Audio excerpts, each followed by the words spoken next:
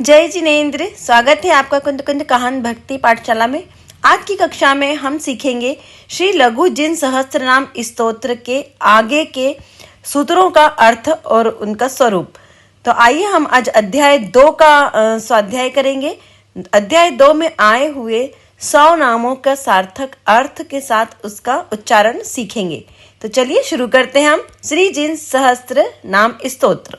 इस सहस्त्र नाम स्तोत्र में श्री तीर्थंकर अरहंत परमात्मा के 1008 नामों से सौधर्म इंद्र के द्वारा स्तुति की गई है। ओम नमः सिद्धेभ्य नमो अरिहंताणं नमो सिद्धाणं नमो आयरियाणं नमो वज्रायाणं नमो लोये सव्वसाहुणम्। दिव्य भाषा पतिर्दिव्य पूतवाक्य पूत शासन पूतात्मा परम ज्योतिर्धर्माध्यक्षो दमेश्वर। अर्थात आपके लिए देव भाषा अतिशय है, इस वजह से आप दिव्य भाषापति कहलाते हैं। मनोहारी तथा स्वयं प्रकाशित होने से दिव्य कहलाए जाते हैं। आपकी वाणी में कोई दोष नहीं होने से पूत वाक्य कहे जाते हैं। आपका शासन निर्दोष होने से पूत शासन कहे जाते हैं। आपका आत्मा पवित्र होने से तथा भव्य जीवों के आत्मा को पवित्र करने वाले होने से आप पूतात्मा कहलाते हैं। आपका केवल ज्ञान रूपी तेज सर्वोत्कृष्ट होने से आप परम ज्योति कहलाते हैं। धर्म के अधिकारी होने से धर्माध्यक्ष भी कहे जाते हैं। इंद्रियों के निग्रह करने के कारण अथवा इंद्रियों के दमन करने के कारण आप दमीश्वर भी कहलाते हैं। पतिर भगवान अरहन्नरजा विरजा शुचि तीर्थकृत केवलीशान पूजार्ह स्नातको अमलः। अर्थात मोक्षादि लक्ष्मी के स्वामी होने से श्रीपति हो, महाज्ञानी होने से भगवान हो, सबके आराध्य होने से अरहन है, कर्म रूपी कलुष रहित होने से अरजा है, आप सभी जीवों का कर्ममल रज दूर करने वाले होने से विरजा कहे जाते हैं। आप बाह्यांतर ब्रह्म पालन करने से तथा ब्रह्म मल मूत्र मोह रहित होने से शुचि हैं, यानी पवित्र हैं। आप धर्म तीर्थ के प्रवर्तक रहने से तीर्थकृत कहलाते हैं। आप केवल ज्ञानी होने से केवली हैं, सबके ईश्वर होने से ईशान हो, 8 प्रकार की पूजा अर्थात अर्घ के योग्य होने से पूजार्घ हो, संपूर्ण ज्ञान के धारक होने से स्नातक हो, धातु उपधातु से रहित होने से आप अमल भी कहे जाते हो। अनंत दीप्तिर्ज्ञानात्मा स्वयं बुद्ध प्रजापतिः मुक्तः शक्तो निराबाधो निष्कलो भुवनेश्वरः। अर्थात आपके शरीर तथा ज्ञान दोनों की दीप्ति अनंत है, इसीलिए आप अनंत दीप्ति कहे जाते हैं। आप शुद्ध ज्ञान स्वरूप आत्मा के धारी हैं, इसीलिए आपको ज्ञानात्मा कहा जाता है। आप मोक्ष मार्ग में स्वयं ही प्रेरित हुए हैं, अर्थात आपके गुरु के बगैर ही ज्ञान की प्राप्ति स्वयं चिंतन से की गई है, इसीलिए आप स्वयं बुद्ध हैं। आप 3 लोकों के जीवों को उपदेश देते हैं तथा 3 लोक के स्वामी हैं, इसीलिए आप प्रजापति हैं। आपने घातिया कर्मों से अर्थात पुनः संसार भ्रमण से मुक्ति पाई है, इस कारण से आप मुक्त हैं। अनंत वीर्य गुण के धारी होने से आप शक्त हैं। निरंजनो जगज्योति निरुक्तोक्तिर्निरामय अचल स्थित रक्षोभ्य कूटस्थ स्थाणु रक्षय। अर्थात कर्म रूपी कलश अर्थात अंजन से रहित होने से आप निरंजन हो। जग के लिए आप ज्ञान की ज्योति हैं और समस्त जीवों के लिए मार्ग प्रकाशक हैं, इसीलिए आप जगत ज्योति हो। आपके वचनों के विरुद्ध कोई प्रमाण नहीं, कोई युक्ति नहीं, आपके वचन को परास्त नहीं करता कोई, इसीलिए आप निरुक्ति हो। रोग व कर्म का नाश होने से निरामय हो। आप अनंत काल बीतने पर भी कायम रहने वाले हो, अचल रहने वाले हो। आप कालातीत हो, इसीलिए अचल स्थिति है। आप शोभ रहित हैं, अर्थात आपकी शांति भंग नहीं है। आप अनाकुल हैं, इसीलिए आपको अक्षोभ भी कहा जाता है। सदा नित्य रहने से, लोकाग्र में विराजमान रहने से आपको कुटस्थ भी कहा जाता है। आपके गमनागमन का कोई हेतु नहीं होने के कारण आप सदैव स्थिर रहते हैं, इसलिए स्थाणु है। क्षय रहित होने से या हीनादिक न होने से आप अक्षय हैं।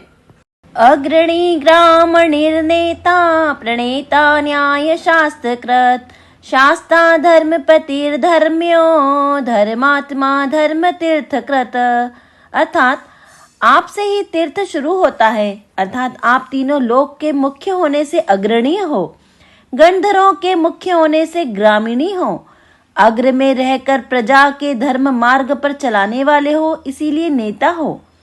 धर्मशास्त्र को प्रथम उद्घाटित करने से प्रणेता भी कहे जाते हो। आप नए तथा प्रमाण से न्याय शास्त्रों के वक्ता हैं, इसीलिए न्याय शास्त्र कृत कहलाते हो। सबको धर्म का शासन से चलाने का उपदेश देने वाले हो, इसीलिए शास्त्रा कहलाते हो। दशविधि धर्म के स्वामी तथा व्याख्यान ख्याता होने से धर्मपति हो। स्वयं ही धर्म का साक्षात स्वरूप होने से धर्म्य हो। आप आत्म स्वरूप यानी अपने धर्म स्वरूप में ही रहने वाले हो, इसीलिए धर्मात्मा हो। धर्म तीर्थ के प्रवर्तक होने से धर्म तीर्थ कृत कहलाते हो। वृषध्वजो वृषाधीशो वृषकेशुर वृषायुध वृषो वृषपतिर्भर्ता वृषभांको वृषोद्भवः। अर्थात आपके ध्वज पर वृषभ का चिन्ह होने से, अर्थात आप स्वयं धर्म की ध्वजा के रूप में आकाश में फहराने से वृषभ ध्वज कहलाते हो। धर्म के स्वामी होने से वृषाधीश हो। धर्म को तीन लोक में प्रसिद्ध करने वाले वृष केतु हो। कर्म के नाश करने हेतु आपने मात्र धर्म के आयुध धारण किए, इसीलिए वृषायुध हो। धर्म में वृष्टि करने वाले आप वृष हो। धर्म के नायक होने से धर्मपति हो। सबके स्वामी होने से भर्ता हो।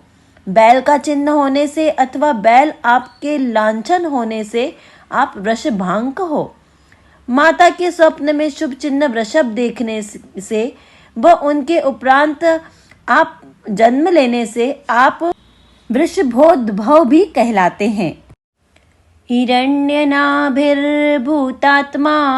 भूतभृद्भूतभावनः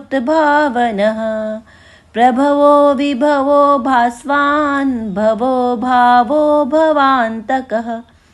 अर्थात आप हिरण्य गर्भ के नाभिराज की संतति हैं, इसीलिए आप हिरण्य नाभि कहलाते हैं। आप अविनाशी हैं, यथार्थ आत्म स्वरूप है, इसीलिए आपको भूतात्मा कहलाए जाते हैं। आप समस्त जीवों की रक्षा बंधु के समान करने वाले हैं, इसीलिए भूत भृत कहलाते हैं। अर्थात मंगल स्वरूप भावना के होने से भूत भावना भी कहलाते हैं। आप जन्म से आपके वंश की वृद्धि हुई है। आपका जन्म प्रशंसनीय तथा प्रभावशाली है, इसीलिए आप प्रभव कहलाए। आपके भव समाप्त हुए हैं, अर्थात यह आपका अंतिम भव है, इसीलिए विभव कहलाते हो। आप केवल ज्ञान रूप कांति से प्रकाशमान हो, इसीलिए भासवान हो। समय समय से आप में उत्पाद होता रहता है, इसीलिए आप भव हो। आत्म स्वभाव में सदैव लीन रहने से भाव हो। समस्त भवों का नाश करने वाले होने से आपको भवांतक भी कहा जाता है। हिरण्यगर्भ श्रीगर्भ प्रभूत विभवोद्भवः स्वयं प्रभु प्रभूतात्मा भूतनाथो जगत प्रभः। अर्थात गर्भावतरण के समय हिरण्य की वृष्टि होने से अथवा आपकी माता को गर्भ काल में कोई भी वेदना तथा दुख नहीं हुआ, इसीलिए आपको हिरण्य गर्भ कहा जाता है। आपके गर्भ में होते हुए रीम श्रीम कृति आदि देवियां आपकी माता की सेवा करती हैं, अथवा आपके अंतरंग के स्फुरयमान लक्ष्मी विराजमान होती है, इसीलिए श्री गर्भ कहलाते हो। भावों का नाश करने वालों में आप प्रभु हो, अथवा आप अनंत विभूतियों के स्वामी हो, इसीलिए आप प्रभुत्व विभु कहलाते हो। आप जन्म रहित रिम इसीलिए अभव हो। स्वयं समर्थ होने से अथवा आप ही खुद आपके स्वामी होने से अथवा आपका कोई स्वामी ना होने से आपको स्वयं प्रभु कहा जाता है।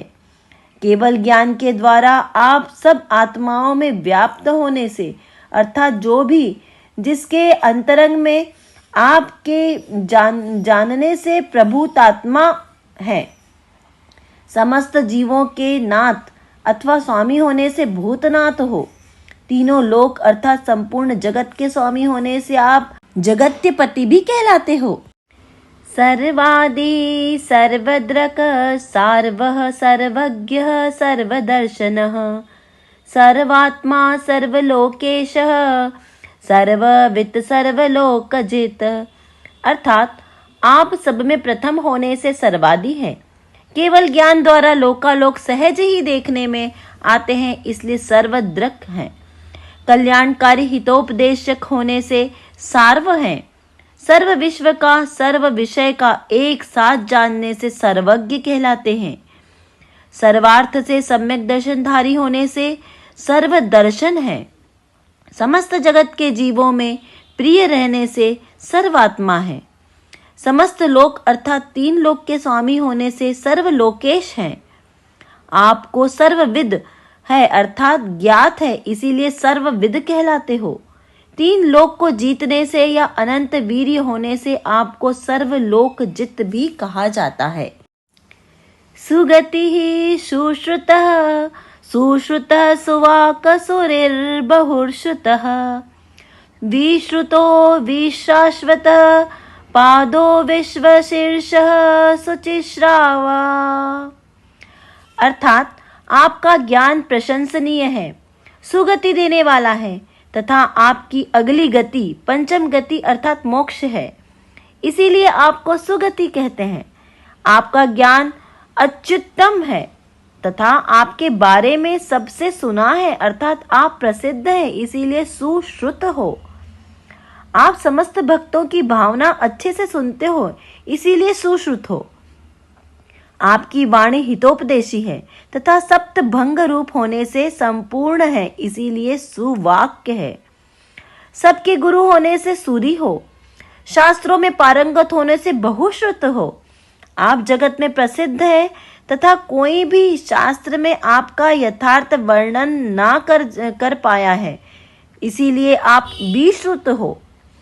लोक के अग्र में जाकर आप विराजमान होते हो, इसीलिए विश्व शीर्ष हो।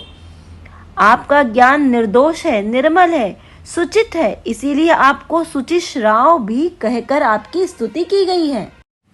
सहस्त्र शीर्षः क्षेत्रज्ञ सहस्त्राक्षः सहस्रपात भूत भव्य भवद्भर्ता विश्वविद्या महेश्वरः। अर्थात आपके मानो सहस्त्र शीर्ष हो अर्थात सहस्त्र प्रकार के बुद्धि के धारक हो, इसीलिए सहस्त्र शीर्ष कहलाते हो। आप लोकालोक समस्त क्षेत्र में समस्त पदार्थों के समस्त पर्यायों को जानते हो, या आप समस्त क्षेत्र में केवल ज्ञान द्वारा व्याप्त हो, इसीलिए क्षेत्रज्ञ कहलाते हो।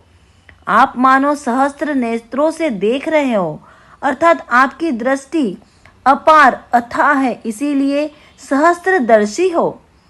अनंत वीर्य होने से आपके बल के बारे में आपको सहस्त्रपात भी कहा जाता है।